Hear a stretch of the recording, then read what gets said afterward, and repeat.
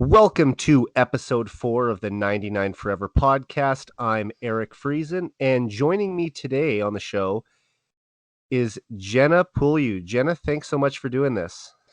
No problem. You're definitely a popular Oiler fan. When I put out the tweet saying you were going to be on the podcast today, the response has been really something to see from Oilers fans. It's been pretty fun being an Oilers fan and getting to know people on Twitter. I've met a couple people in Vegas, but mostly the only chance I get to talk hockey is online. There isn't, and Oilers hockey in particular.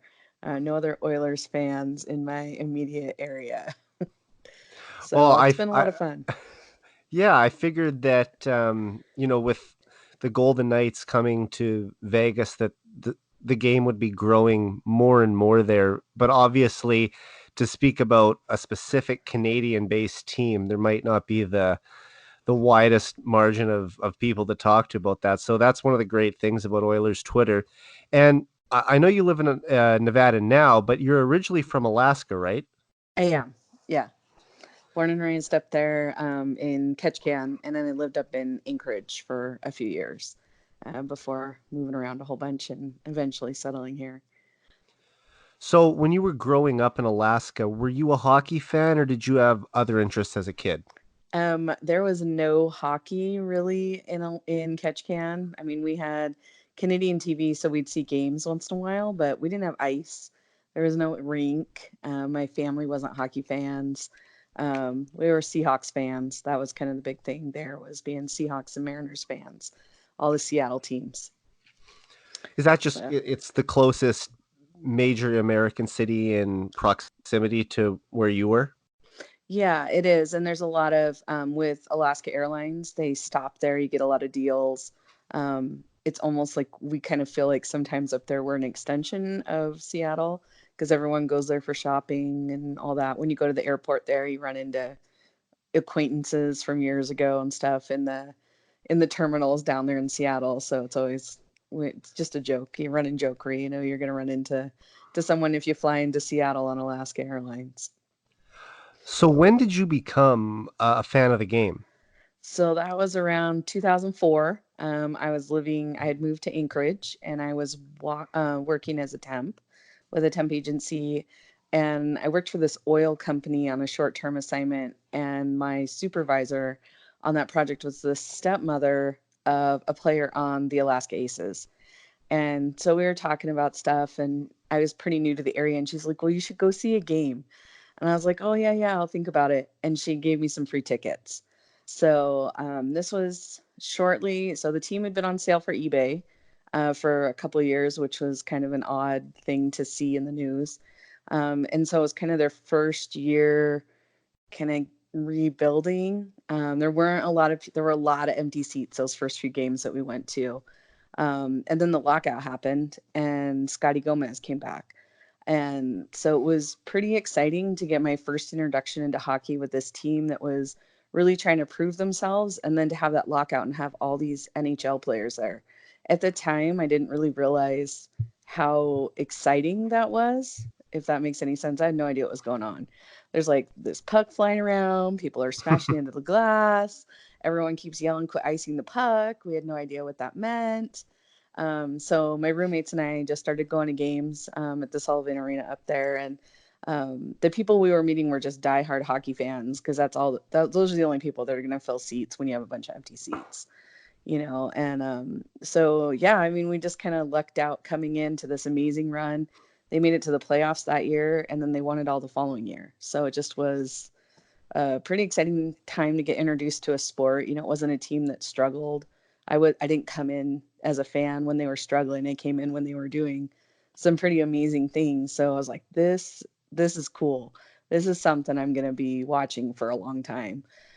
So we would listen to the games. We were pretty much hooked from that first time. We had the games on the radio all the time when we weren't at the games. You know, it'd be missing homework assignments and stuff because we went to the game the night before, and it was a lot of fun. We got a real good introduction. I mean, Alaska Aces fans are they're diehards. They love their team. They're like Oilers fans. They are absolutely passionate about their team, and they lost the team a couple years ago, and then this weekend they just had an alumni game, and you could just see that passion come all the way back up on the alumni page, and it just was a great introduction to the sport. I really couldn't have asked for a better one. Well, it's awesome that you still speak so fondly of those times and that you're still following the Aces alumni to this day. Not only would that have been your introduction to hockey, but you probably would have had an introduction to Jack Michaels before most Oilers fans. Yeah, I mean, he was the voice of the hockey. We listened to him do the play-by-plays. As a small town, we'd see him around. I mean, I would see the players in the store and I would never talk to them. But, Anchorage is a small town, so you run into people everywhere. Everybody in town knew who they were and who Jack was. But, we just listened to him. He kind of taught us hockey. My roommate and I, we'd take a little FM radio, one of those like wait, because that's way back in the day, but like with the headphones because we didn't know what was going on, and so we'd listen to him during calling the game while the game was going on, and that kind of taught us a little bit about. We finally figured out what icing was, and figured out what was going on a little bit more. So yeah, it was pretty cool. When I first became an Oilers fan, like that whole first season that I was watching them, I was like, man, this is just like when I used to listen to the Aces games. Like I did not make the connection for the longest time. That was a little embarrassing, but I got a message from him once, and I was like, at the end of the season, I had told him, hey, it was really cool listening to you, whatever. And he'd sent me a message and was like, yeah, I used to call the games for the Aces. And I was like, oh, that's embarrassing. Yeah, I'm a real big fan. I don't recognize your name. So, yeah. No, But but it's yeah. it's interesting to hear how you would be sitting in the crowd still listening to the game on headphones, right? Oh yeah, just like little earbuds, but Yeah. yeah, we totally would. We'd be because we couldn't it was so loud in the Sullivan Arena, especially once they started doing well. There was going to be no way we were going to hear what the calls were anyway unless you knew it. I mean, it would be packed with 5,000 people or something, and they had the cowbells, and I mean, it was just incredibly loud in there. So it kind of, and the people around us were always cool, like explaining stuff, but it was kind of nice to just have that in our ear so we could kind of try and follow it without like constantly interrupting the people next to us. And of course, Jack Michaels took over from legendary Edmonton broadcaster Rod Phillips. And I've heard stories of people back in the 80s would go to games and they would bring their little radio with them and sit in the crowd at Rexall Place, which was then Northland's Coliseum, and they would Hmm. listen to Rod call. So it's very similar. And then, of course, Jack, who's done a great job over the past 9 years taking over since Right. Rod retired. But when did you move to Nevada, and was there any particular reason that you decided to go there? I had been in Europe for a couple years, Oh, interesting. and while I was there, my parents moved, and so I just thought, well, I'll settle there when I come back, and kind of figured out. And so I just said, I've been kind of traveling through a bunch of different jobs and not really settling anywhere, and I decided I wanted to go back to college. So I lived with my parents for a little bit, and then went to Washington, and eventually ended up getting a job back here in Nevada. And so it's just kind of everything's kind of random. That's kind of the story of my life right there. Oh, that sounds like a good idea. I'm not really settled into anything yet. I'll go there. Or sure, I'll take some hockey tickets and go to some game. I don't know what's going on, but why not? It's a free ticket. So that's and yeah, becoming an Oilers fan the same way, kind of a random association. So yeah, And I believe I saw on Twitter you teach fifth grade now. Is that right? I do. This is my second year in fifth, teaching fifth graders, and they're awesome. And we follow hockey. We started it last year. The curriculum has doing decimals, percents, and um, fractions. And so hockey stats, simple stats, are a really easy way to make that more fun than just doing algorithms over and over. So we started following teams earlier this year, and we'll be working on our first round of data here pretty soon with that. I was just going to ask. That was my next question. Have you found any way to integrate hockey into your lesson plans at all? So Oh, obviously, you have, absolutely. are do you find that your students know maybe 5 or 10 of the top players around the league, or do they have like a favorite team? Are you starting to see that in some of them? I had one year I had a student who said he was a huge Penguins fan. And I was like, "Tell your dad Crosby sucks," like just to as a joke. And he didn't know who Crosby was, and I was Oh, like, okay. "Oh, oh man, like okay." So I knew his dad pretty good, so I just messed around with him all the time. I'm like, "Dude, you gotta teach your kid who Crosby is if you're a Penguins fan. Like, come on, man." And it was just to mess with them, but I'm seeing this year is the first year I've had a student that actually had a team that they rooted for. That wasn't just kind of where they actually knew some of the names of the players. Some of them have heard of the teams, but even last year, most of the kids didn't know we had a team in Nevada yet. Even though they'd seen like at the grocery store there were like Knights hats and some gear and stuff. Um, they still didn't know what that was. So it's getting more. I think there are more kids this year knew who at least knew who the Knights were, that we had a team, and so that's a big step up from last year's group. And I had a Sharks fan this year, and they went to the playoffs last year, and so he knew a lot of the players and stuff. So we're tracking the Sharks as one of our team, which I wasn't going to do. I tried to get one from each division, but I'm like, man, I got a hockey fan in the class. I can't not track that kid's team. Yeah, well, just from a quick Google search here, I can see that Carson City is actually closer to San Jose than it is to Las Vegas, right? Yeah, it's kind of weird drive time wise. It's about the same. But yeah, there's a lot more Sharks fans here, obviously, than there are Knights fans right now. Although I'm seeing more on the license plates and more people in gear and stuff out in public, which is cool to see. And I've seen some like notes for watch parties and stuff up in Reno, and so that's kind of exciting just to see more people interested in hockey and that the game's growing up here again. We're going to be getting a rink in Reno pretty soon, just a like practice rink kind of thing. But that's a big step up. We don't have anything right now, so that's another big step towards growing the game here. So anyone who follows you on Twitter knows that you're a big Oilers fan. I'm wondering, why did you decide to become a fan of the Oilers in the first place? So another just like random the way things fall. I had been a kind of a casual blues fan for off and on for years because that was the affiliate that Aces had when I first started watching them, and then it switched to the Canucks and the Flames, and I watched a couple of their games and I just wasn't inspired. And so I didn't really follow the NHL for quite a while.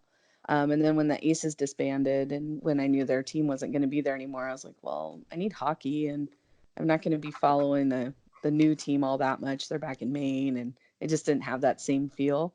So I thought, it's time for me to pick like an NHL team. Like I'll be able to watch some games. This will be fun.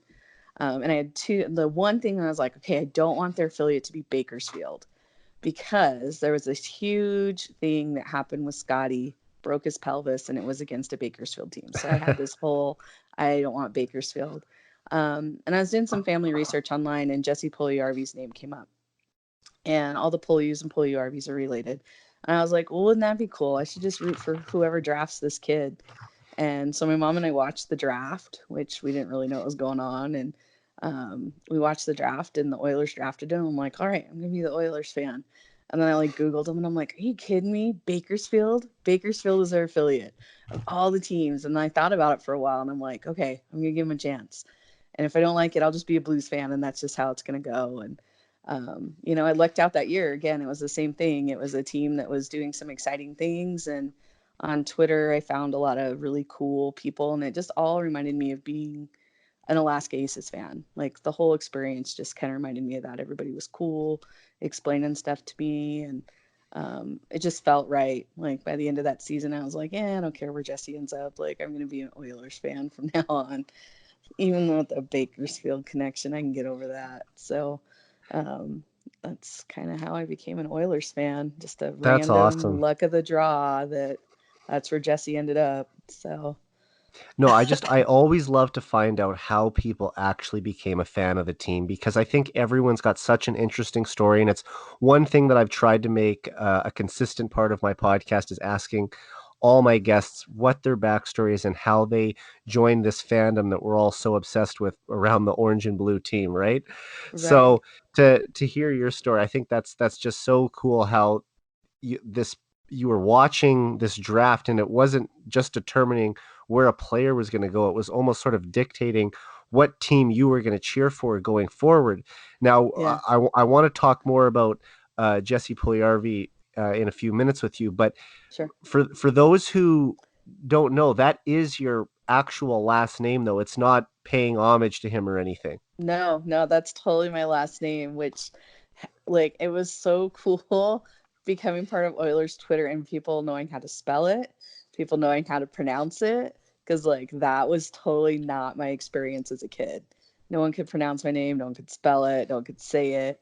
So it's been like just kind of a cool extra bonus is that I can live on Twitter. You know, a lot of people have their identities, you know, associated with a player, whatever, and I can just be completely me and it just is out there and slides right by. No one takes any notice of it. I mean, every now and then I get a little flack these days, but before I didn't. But living in Nevada, do you also somewhat have any allegiance to the Golden Knights, or is it just that because they're a divisional rival of the Oilers, you could never cheer for them? I mean, my kind of support for them is always going to be that I got to see my first Oilers NHL hockey game because of the Golden Knights. And they're growing the game here where I live in the middle of nowhere, you know. So I'll always kind of have a soft spot for them that way, but I always want the Oilers to beat them. So other than Perfect. that, That's that's the about right it. answer.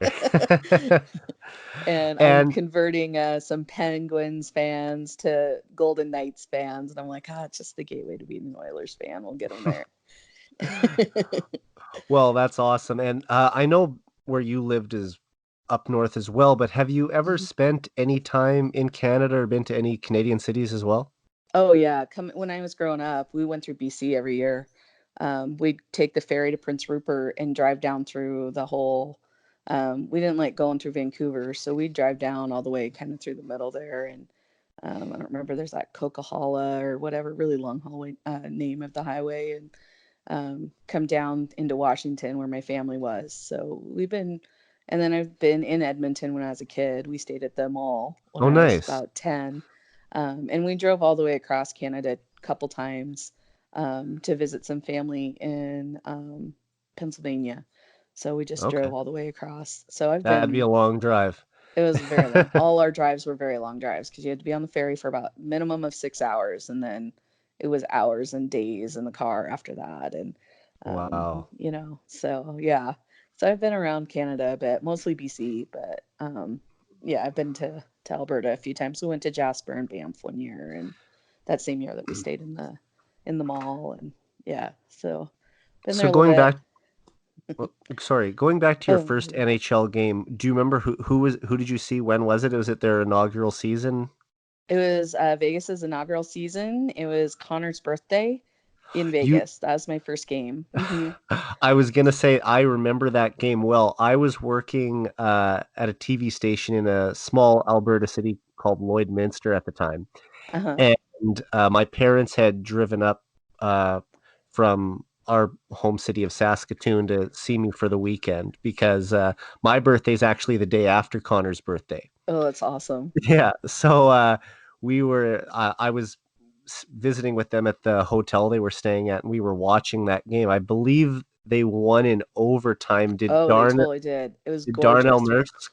score Right in the front. I score the was winner? right on that end of the ice too. It was right in front of me. It was fantastic. I mean, I was up on the, I wasn't down in the lower bowl. I was up in the upper bowl, but like row two up there. And so it was like, and I was just off to the side of the goal. So I saw it was beautiful. It was like, I Yeah, couldn't have I can asked for a remember better that. first game.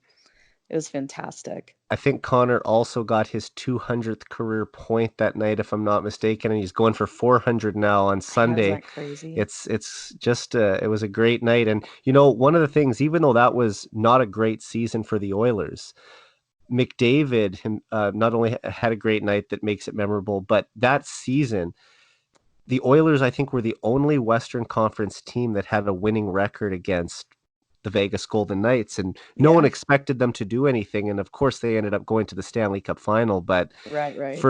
for the Oilers to be the one team that seemed to have their number that season, I can't remember if they won four out of the five meetings or I three can't out of the remember five, either. but It they had a was, winning record against them, and they it was absolutely pretty did. cool. Yeah. It So was yeah, it cool. was great to see. Yeah. Um, so before we dive in too much to the hockey talk, I had one more question that I wanted to ask you. I think I'd be remiss if I didn't talk about your dog Bean. Of course. Bean is he, amazing. he's been quite popular on Oilers Twitter as well. I'm wondering, how long have you had the little guy now? I got him in March, I believe. He's 8 months old now. So I've had him, he was about 5 weeks when I got him. So he's been with me. He was a rescue. There was a homeless lady that had the puppies with the mom, and she wouldn't surrender the mom, but she surrendered the puppies. So they were bottle fed for a little bit. So he has some like weird quirks because he was removed from his mother a little early. And he and his sister, one of my coworkers owns a sister, um, are pretty much twins. So he ate the couch last week, and so did his sister. Like we hadn't talked about it, and we saw each other at work, and they both ate couches in their homes last week, and they're going through their terrible, what I would call the terrible twos. So nothing is currently safe. But yeah, he's heading on to 8 months old now. So I don't think he's going to get much bigger. He's about 20, I'm guessing about 22 pounds now. I think he gained a little bit of weight. That was going to be another question I had. I was going to say Yeah. I'm sure he's a good boy 99% of the time, but he Yeah. can be a hazard to furniture, can't he? That was Mostly right where I was furniture going. too. Haven't lost too many shoes or anything, but he really, the downstairs couch is a goner, and I'll replace it at some point, but might as well wait a little bit Yeah, longer and let him until eat the he's rest kind of of it. out of this phase, right? Yeah, for sure. So I'm lucky I have pretty good landlords. Like when I told them like, hey, he ate a hole in the stairs, they were like, oh well, just let us know when you need to replace it. And I'm like, okay, I'll be paying to replace it, obviously. But they weren't like they didn't freak out or anything. They knew I had a puppy, and we knew he was a puppy, and at some point was probably going to eat something in the house. So I've been pretty lucky that way with my landlords too. Yeah, I always look forward to seeing your Instagram posts of him. At first, I thought that he had his own Instagram account, and then I realized it was just your Instagram account, and that he had kind Yeah, of taken over it in a sense. he pretty much has him, and occasionally Felix, who's my cat. He's getting pretty old, so he's not as excited to be photographed anymore. But, Oh, okay. um, but Are cats ever excited to be photographed? oh, he was like the least photogenic cat ever for about 5 of his years. Like it didn't matter what picture you took of him, he looked like he was on some kind of kitty drugs. He's gotten a little better in his older age, but he doesn't like to be around Bean a lot, so he gets a little cranky. Every now and then they hang out. But Bean is quite playful still then. Oh, he's still puppy, so he sleeps a lot, but he's super smart. He loves playing ball. He loves all the neighborhood dogs. His On one side of our fence, we have a real fat little pug and a fat old retriever, and those are like his best friends, and they run back and forth along the fence and stuff. And then he has the husky that lives with us, David. So they're good buddies. Sometimes they play too hard, but they're good buddies. And I don't know if you've seen on Twitter Bagged Milk from Oilers Nation, but Yeah. he has his dog Frank who does Frank's picks before every Oilers game. Yes. And I was gonna say I didn't know if you were aware of him or not, but it seems like there's more and more Oilers dogs that are becoming popular, and maybe Bean can give Frank a run for his money down the road. Maybe so. He's definitely going to get some Oilers swag here pretty soon. I was just kind of waiting for him to grow just a little bit more so I could get a better idea of. Till he could fit into a Oilers shirt or a do Yeah, rag or something. he's gonna get some gear. Like he gets cold, so he's gonna want sweaters. So might as well hook him up with the right gear and get him some Oilers gear because he's a Oilers puppy. He likes the games. He gets excited when there's a goal, mostly because He I'm keeps excited, I you think. he keeps you But company during the game. That's awesome. he does. He likes to hang out during the games. Sometimes, depending on how late they go, he gets annoyed because he thinks it's bedtime Oh, and because he wants you to go to bed when he's ready for bed. exactly. It's just Oh, like okay. any little critter, Any they dog, have yeah. their yeah, yeah. And he's part either Dachshund or Chihuahua, and so they have that they're real kind of finicky about their schedules. Yeah. So, yeah, he's a fun little guy though. He's definitely keeps me on my toes and He's a good little hockey fan. So switching gears to the Oilers now, Jesse Puljujarvi plays 3 years with the team, kind of Mhm. up and down 3 years. Yeah. And now, after having off-season surgery, he's requested a trade out of town. Couldn't get one in the summer, so he is back playing hockey in Finland this season. And we're going to have to find out in the next 2 weeks or so if he gets traded, because December 1st is the deadline for the Oilers to move him before he can sign and play Yeah. for another team. I'm just curious, what are your thoughts on the whole Puljujarvi situation? And did it ever kind of deter you from the Oilers at all, but or were you wondering, will I stick with them despite he might be headed to a different team? Oh no, no. At this point, I mean, after that first season, I knew that that was the fate or whatever you want to call it had brought Well, me you picked a good season to the to team. start cheering for them. Right? Like that really was like, hey, you're seeing them at a pretty good point. And but even the fans and stuff after that, we went through some rough patches in terms of seasons after that. But even then, like the fans just reminded me so much of what it was like to be an Aces fan that I was like, it's highly unlikely I will ever be. I never say never, but I see no point in the future or any decision that would deter me from being a fan at this point. Like I've made my choice. I'll follow him just like I follow Alaskans all over the league. And I always kind of cheer for them and want them to do well. Of Like course. Nate Thompson's, been around, and I was excited when he wasn't a Duck anymore because it always made me feel a little gross when I was excited for him to get a point or something. Yeah. And Dubinsky's on, where is he? I think he was with the Blue Jackets last I checked. And so I follow Hmm. certain players around and kind of feel like, hey, I want them to do well, but I'm still Oilers fan and I always want them to do well until they play against the Oilers. Then it's all bets are off. See you Yeah. No, later.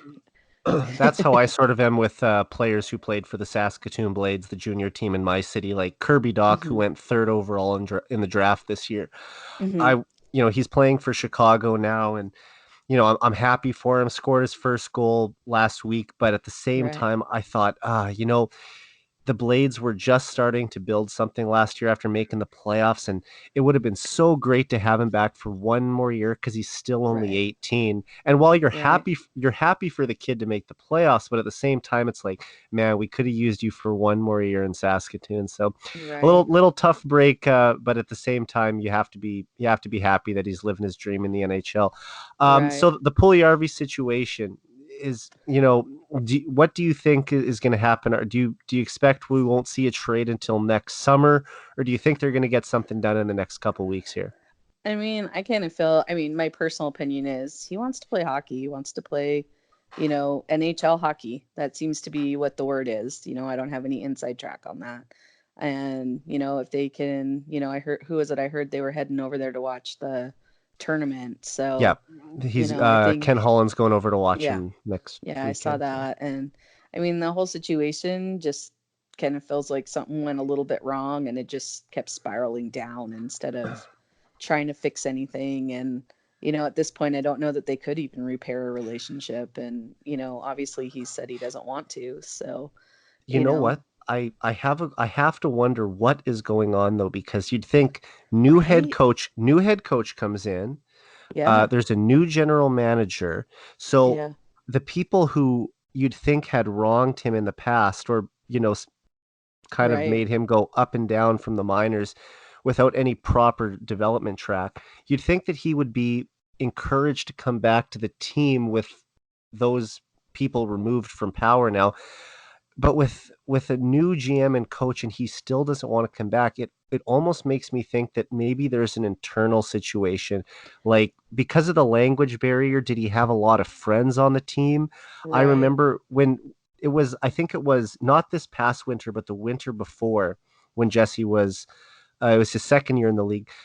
During the Oilers bye week or all-star break, a bunch of the guys I think went down to Mexico or Hawaii or something, Yeah. and he stayed in Edmonton and was playing hockey on the outdoor rink Yeah, with a bunch of kids. And while that's great, and it's great to see him in the community and, taking right. pictures with those 9-year olds at the rink, why did no one say, you know what, Jesse, you're coming with us? Yeah, Include him. And I just don't know, like, what did he not put himself out there? Did the Oilers not accept him? I I'm just know. wondering did you There's think that at all too? just so I just, I kind of wondered about it. I mean, as a person of, you look, is it a cultural barrier? Is it, we see a lot of, I see people talking online about, when they come from overseas, like they don't get developed right. And, it just seems like, I mean, my one thing that kind of stuck with me is when we kept seeing all those quotes from his agent.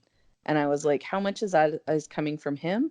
And how much of that is coming from the influence of this other person who didn't seem shy about voicing displeasure about anything, in the media, whether he was misquoted or not. Again, we're only getting bits and pieces and speculation of what was really going on. Like, it just obviously didn't go well because he was unhappy, he wasn't performing, and now look, he's back at home and he's doing great again, just like he was before he came over. So, whatever pieces were holding him back when he was on this side of the pond have vanished now that he's back in Finland because he's putting up the points, And look, playing his great. his critics will say he's playing in a lesser league, right? I mean, Right, The Finnish league might be the fourth or fifth best league in the world. So, right, he's not going up against NHL defensemen every night, and that's going to be a huge advantage. But right. at the same time, you look at a kid like Capo Caco who played in the Finnish league last year and now came to NHL. No one was kind of dismissing what he did last year in that league because he was Mm-mm. playing in a lesser league. So I think we still have to appreciate the points he's putting up. And at this point, if he doesn't want to come back, all we can hope for is that he continues to play extremely well because he's an asset to the Oilers. And as a Absolutely. former fourth overall pick, the Oilers can't afford to just lose that asset. We look at Nail Yakupov, a first overall pick, who Right. there's currently nothing in the organization remaining from that pick. They traded him for a minor league prospect who never developed. So Yeah. they can't do that again with Jesse. When they Oh, trade him, absolutely not. it Like, it I has just to be hope for out of the someone who can play. whole situation that we get something good in return so everybody can kind of move on. And, Right. you A know, valuable piece who can be added to this NHL roster. hmm There's been talks about trading for prospects or picks. I'd rather have a player who's around the same age, a young player with offensive upside who maybe hasn't put it all together yet, and someone who the Oilers can put in their roster and be a valuable piece. right. They just can't afford to get nothing for him, is what I'm saying, basically. Oh, absolutely not. Yeah, I mean, that's the one thing my mom and my dad and I have talked about it a little bit because, we all kind of, in the family, we all kind of, oh, look, there's Jesse. Jesse got a point. Like, we'd message back and forth. Jesse got a goal. That was like a big thing in the family. And that's the thing that all of us have really said is that if he's not going to come back and play for the Oilers, like, the Oilers really should get something out of that, regardless of how it went down. That's the contract they have together, is that he has a contract with them. And Mhm. so if we're not going to have that contract or have that asset, we should have something else in return. I mean, I get attached to players just like everybody else does, but I also recognize it's a game. This is a business too. And, you know, if they're gone, they're gone. I can be sad they're gone, but I'm not. I also want to make sure we're getting something back in Exactly. return. At the end of the day, So, we cheer for the logo on the front of the jersey more than the oh, name yeah. on the back. I mean, Hmm. the Oilers traded Wayne Gretzky, the greatest player of Right. all time, and they continue to cheer for Wayne, right? So Right. I mean, they continue to cheer for the Oilers, but still respect and love Wayne. But it's not like Yeah, they all jumped and became LA Kings fans. They remained Oilers fans. So exactly. life will go on without Jesse Puljujarvi, but at the same time, he was such a beloved player in this community. Oh, yeah. You'd think that they would be able to work something out, but that's just a tough Yeah. break, and we'll have to move on from it. Yeah, yeah, I just think there's so much chaos, unfortunately going on while he should have been being developed, when they should have been, we look at the guys we have now down in Bakersfield, like they're taking their time with a lot of those kids and, you know, people say, bring this kid up or bring that kid up. Well, as soon as we do that, what's the next thing we're going to start yelling about? Oh Right. my gosh, we rushed him, And you Ken know? Holland And is such a patient manager, and that was his yeah, approach when he managed the Red Wings. It was all about, almost wait until they're over ready, as right, opposed to just bringing them up the moment that it looks like they could, just tread right. water. He didn't ever want them to just be able to make it. They want to be able to excel and exceed when they get here. Yeah, and if you look at like the Bakersfield Club, like, are you really going to be hurt by playing with those guys? Like they're doing great, and there's some good talent down there. Like, get the kids developing. Like, Exactly. it's settled down there. We don't have some craziness there. Like, you know, I I wasn't sure about Woodcroft, like when they were making him switching him around and stuff. I was like, I don't really know coaches, but I wasn't a big fan. But he sure has done some great stuff in Bakersfield. So I'll say, Definitely. hey, good on you, man. He didn't That's have a strong club. Yeah. He didn't have a strong track record as an assistant coach with the Oilers because his power play the last year he was there wasn't great. Hmm. But after making the transition to head coach in the minor leagues, he seemed to just have a great impact on that team, and they're playing some excellent hockey right now. So And it was significant and quick. It wasn't like it took him a long time to get them going.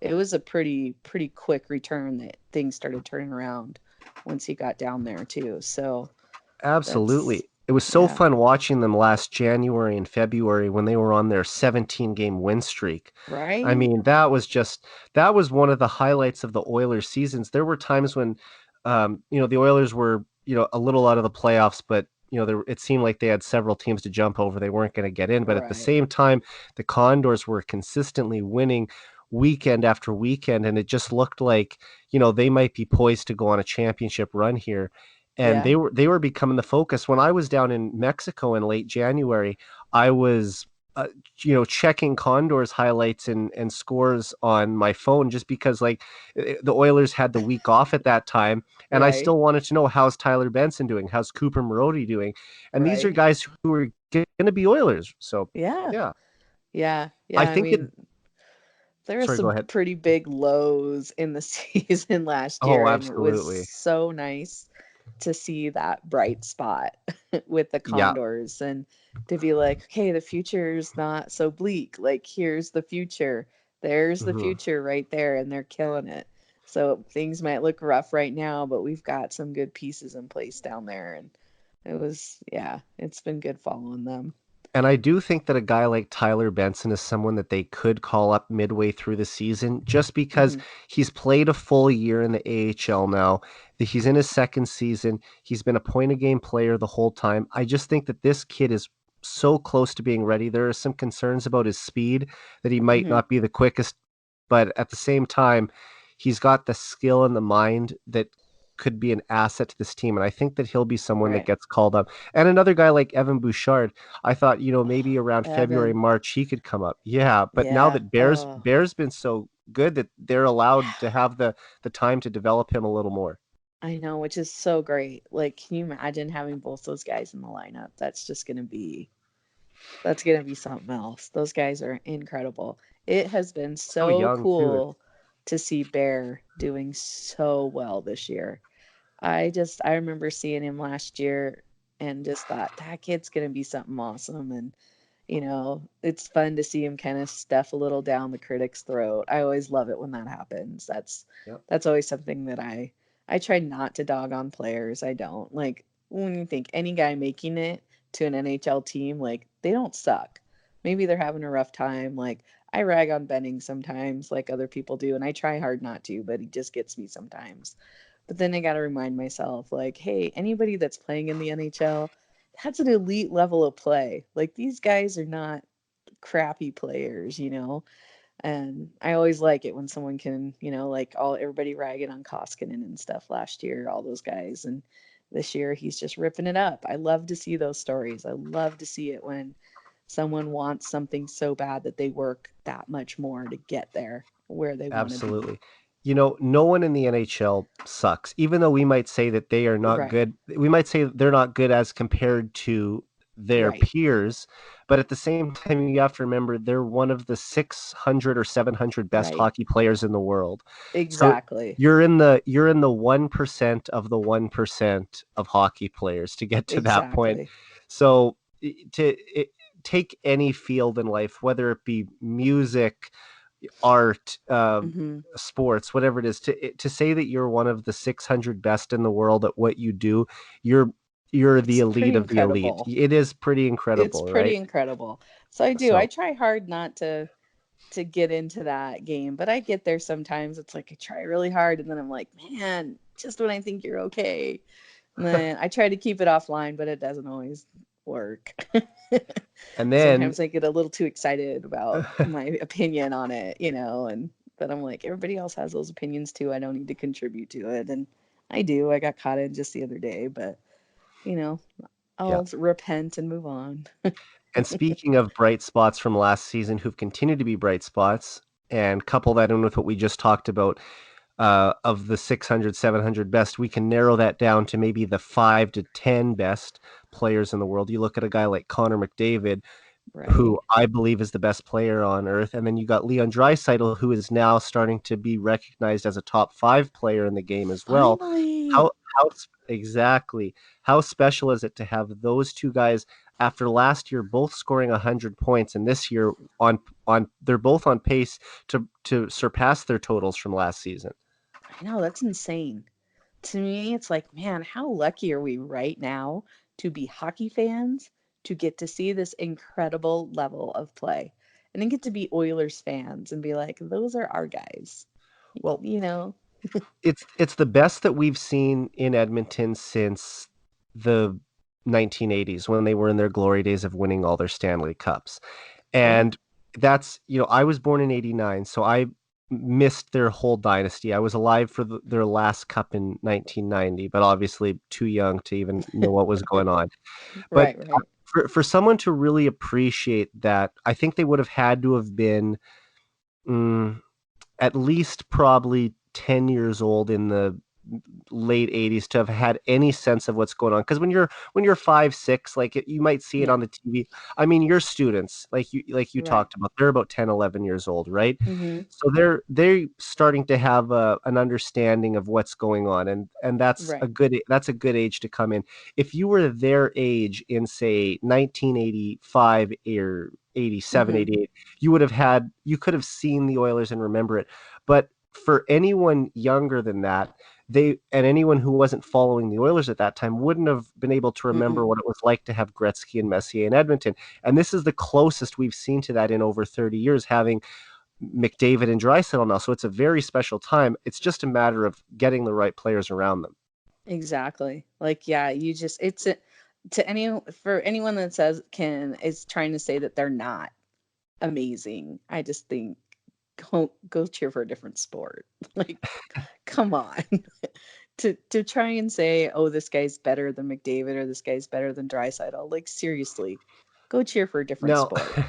at the same time, we have to remember that Edmonton is a small market, Mhm. and it's going to take the team having a certain amount of success for them to gain respect around the league. For Um, sure. Now, I'm sure you're not getting the same in Nevada as we are here, but it's pushed so heavily Toronto on everyone across Canada, right? So just because Right. they're our biggest city, we get so much Toronto heavy news. The only thing I could assume it's like in the States is in basketball or football, maybe cities like Boston, New York, LA, Mhm. Dallas, like the bigger cities that kind of get pushed, Chicago. That's just the reality of it. When you play in a smaller center, you're Mhm. probably not going to receive all the attention you get. I mean, for goodness sakes, the Oilers only have 11 nationally televised Saturday night games this year. Well, Right. Toronto's on every single Saturday. Even the Flames, who Ugh. now with all as much as I dislike them, they did have a better record last year, so I can see Right. why some people might say that they would deserve more nationally televised games. But at the Right. same time, they don't have a draw like Connor McDavid. If I'm Yeah. a neutral fan who doesn't cheer for either of these teams, it's 100% I'd rather see McDavid play. Oh, That's just absolutely. how I would see it. If I was like a Yeah. Winnipeg fan or a Ottawa fan, I'd say, well, if I have to choose between seeing, Edmonton or Calgary, I'd rather see Edmonton. Right. Um, so just to finish up on Leon and Connor, do you think that they'll get back to over 100 points each, or will Draisaitl hit 50 goals again? I'll get some early predictions for you. Oh, I think they're both going to go over 100. Like, Yeah. there's just a feeling, a different feeling when you watch them and when you watch them interact on the ice and when you watch all the guys on the ice this year. Like last year, they would give up so easy.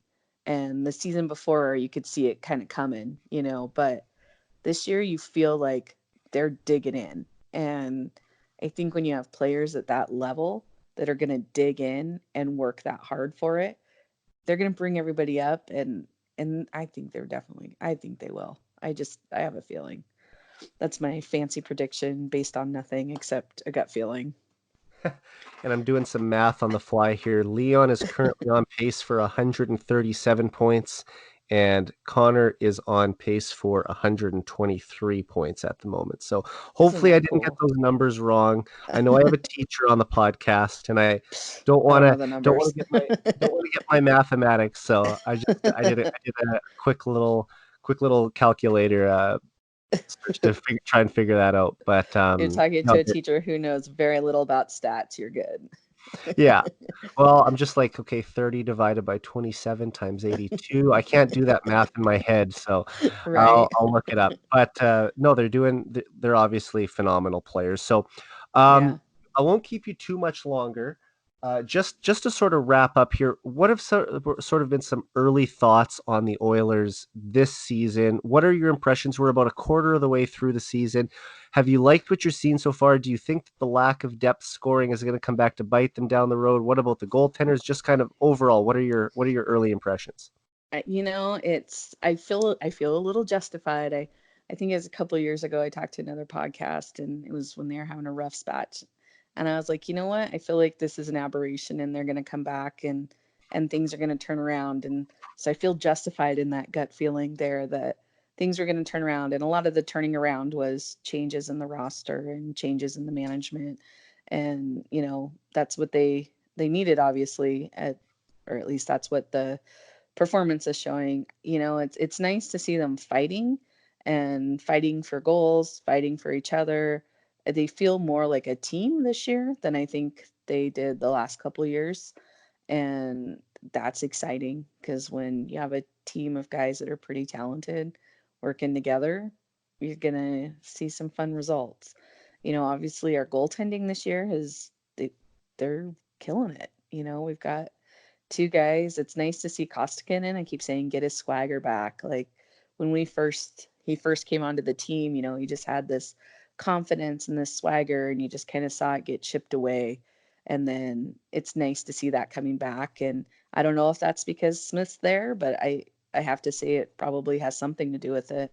That they seem to really support each other, and I'll take a feisty goalie any day over one that feels like they have lost their mojo. I mean, the depth scoring, if it, nobody is perfect every night. So if we can't get some production out of those guys, then that's going to come back and bite them. You can't have two guys carrying the team all the way and expect to get into the playoffs or even get close to the playoffs. Like it's just not going to happen. Not the way this league is and with all the other talent that's out there.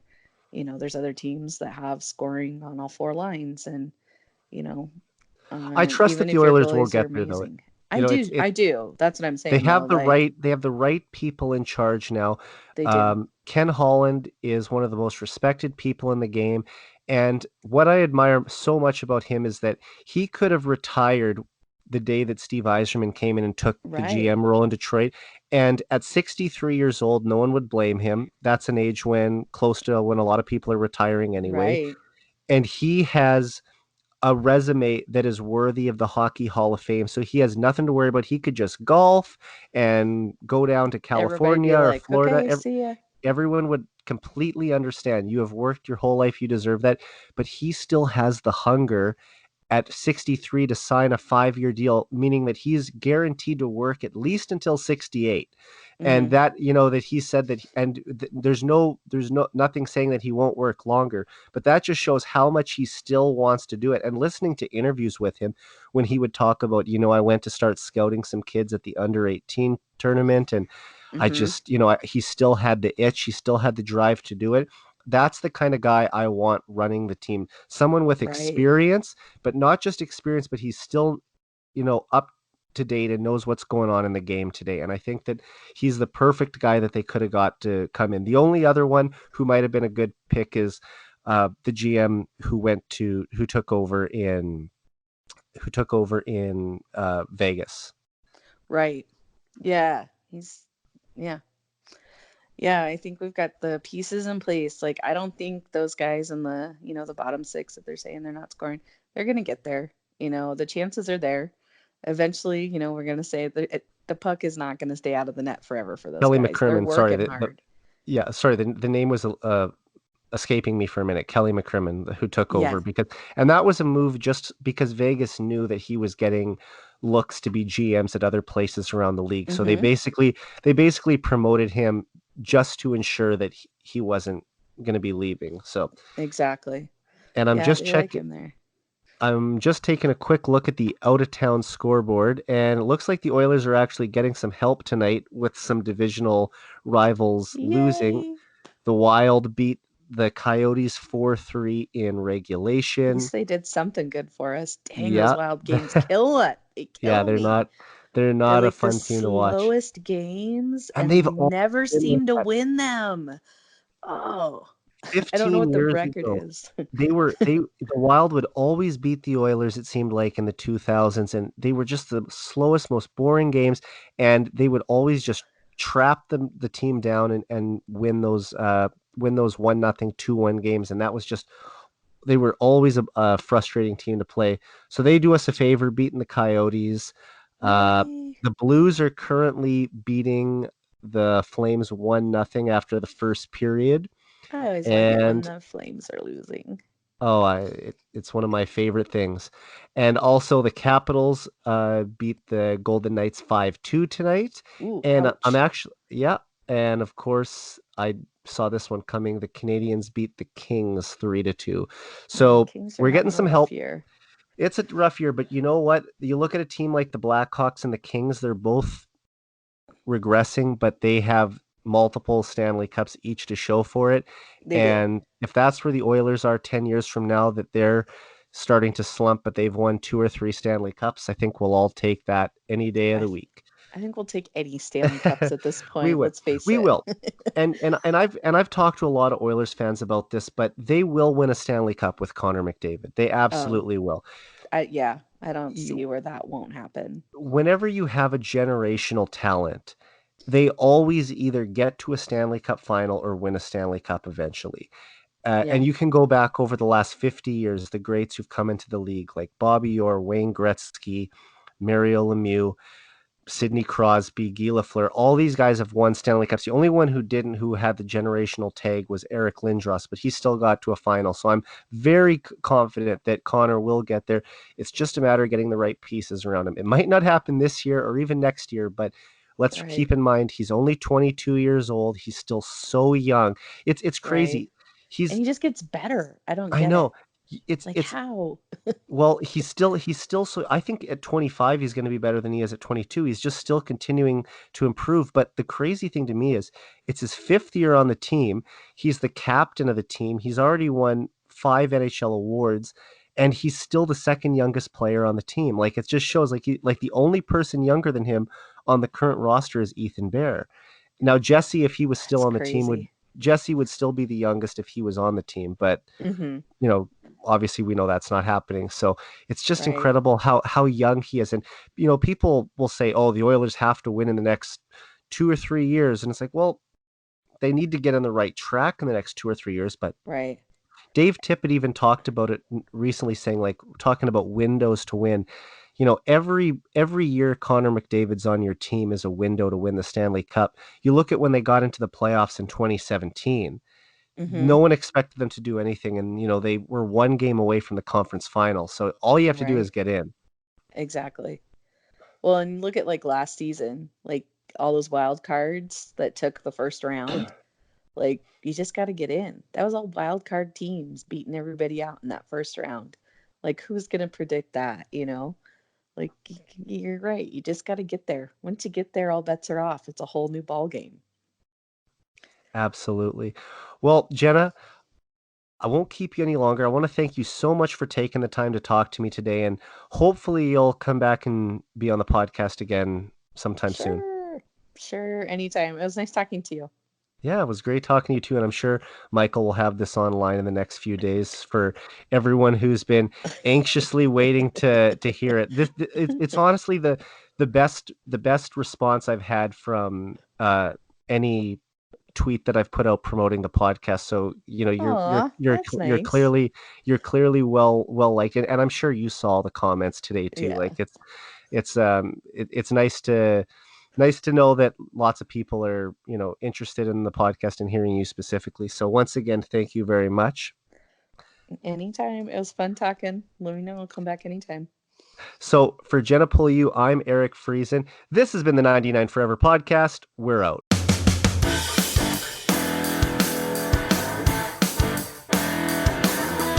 Oilers live.